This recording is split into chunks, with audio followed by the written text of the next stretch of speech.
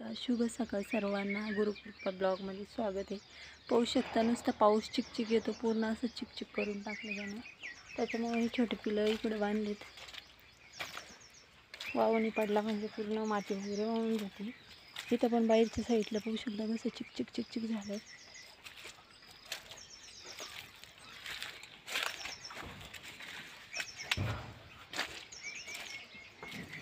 तर इकडे आपल्या गाई बांधलेले आहे.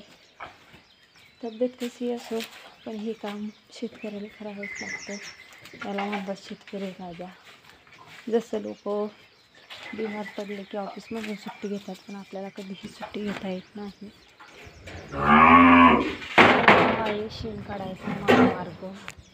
इकडे शेण टाकावं लागतं.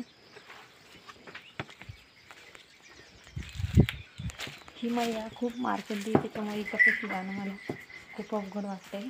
आणि ही असं उभी राहील गरीब आहे. ते म्हणतात ना, जगाच्या पाठीवर कुठेही राहा पण नाळ मातीशी निष्ठाशी निश्चितशी. तर माझी नाळ रोज सकाळी उठलं की शेणाशी आणि दांडी घालायची. तब्येत कशी असो हे काम वेळेवर झालं पाहिजे. तर चला तोपर्यंत बाय. मी आता करते शेण. तोपर्यंत तुम्ही बघा समोरच्या व्हिडिओची वाट. तर बाय.